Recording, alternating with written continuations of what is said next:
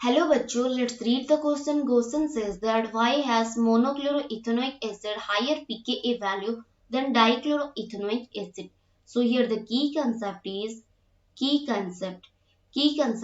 acidic strength. क्या है? Acidic strength. तो एसिडिक स्ट्रेंथ का मतलब क्या हो गया? जहां पर जिस कंपाउंड का प्रोटॉन रिलीज करने की टेंडेंसी बहुत ज्यादा होता है वहां पर एसिडिक स्ट्रेंथ भी बहुत ज्यादा होता है.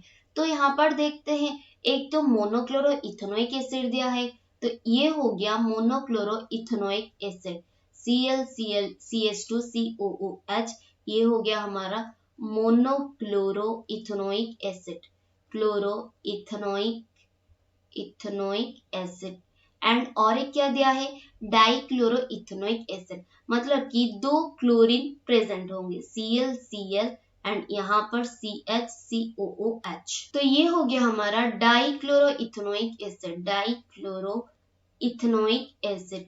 तो यहाँ पर बताना है कि क्यों, मतलब कि पीके वैल्यू हाई होता है मोनोक्लोरोइथेनोइक एसिड का.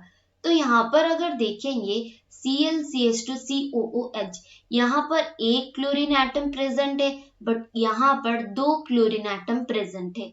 तो जो क्लोरीन होते हैं वो क्लोरीन क्या होता है? इलेक्ट्रॉन विड्रॉइंग ग्रुप प्रेजेंट होता है. क्या होता है? एक इलेक्ट्रॉन विड्रॉइंग ग्रुप होता है. Electron withdrawing group.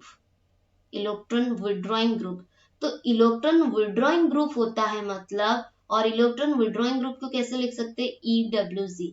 तो इलेक्ट्रॉन विड्रॉइंग ग्रुप को क्या होता है? डायरेक्टली प्रोपोर्शनल टू होता है नेगेटिव इंडक्टिव इफेक्ट. तो electron withdrawing group directly proportional होता है -I इफेक्ट की, and -I effect directly proportional होता है एसिडिक स्ट्रेंथ का. क्या होता है? डायरेक्टली प्रोपोर्शनल होता है एसिडिक स्ट्रेंथ का. तो यहाँ पर अगर देखेंगे मोनोक्लोरोइथेनोइक एसिड में बस एक ही क्लोरीन एटम प्रेजेंट है. क्या है? बस एक ही क्लोरीन एटम प्रेजेंट है. बट यहाँ पर देखेंगे तो क्या है? दो क्लोरीन एटम प्रेजेंट है. तो दो क्लोरीन एटम प्रेजेंट है, दैट मीन्स क्या हो गया? वहां पर जो नेगेटिव इंडक्टिव इफेक्ट है ज्यादा हो गया. क्या हो गया? नेगेटिव इंडक्टिव इफेक्ट जो है वो क्या हो गया? ज्यादा हो गया as compare to the monochloroethanoic acid. तो इथेनोइक एसिड का नेगेटिव इंडक्टिव इफेक्ट कम होने के वजह से ये जो मोनोक्लोरोइथेनोइक एसिड होता है, मोनोक्लोरोइथेनोइक एसिड जो होता है, इसका क्या हो जाता है? एसिडिक स्ट्रेंथ, इथेनोइक एसिड का एसिडिक स्ट्रेंथ क्या हो जाता है? कम हो जाता है. क्या हो जाता है? Acidic strength decreases.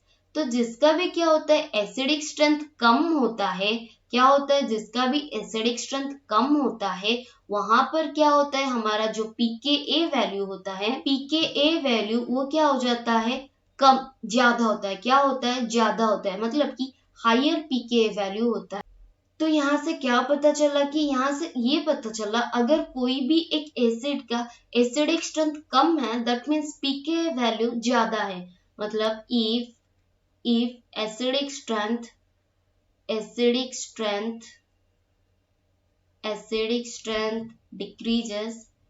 decreases, then pKa value increases.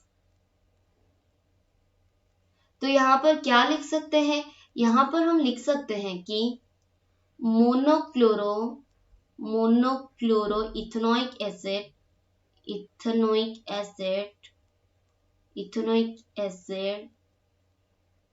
has less acidic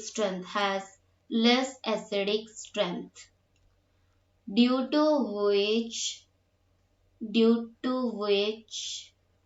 the pKa value is high.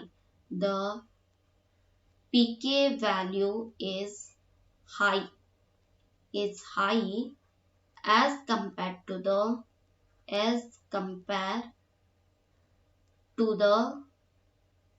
dichloroethanoic acid.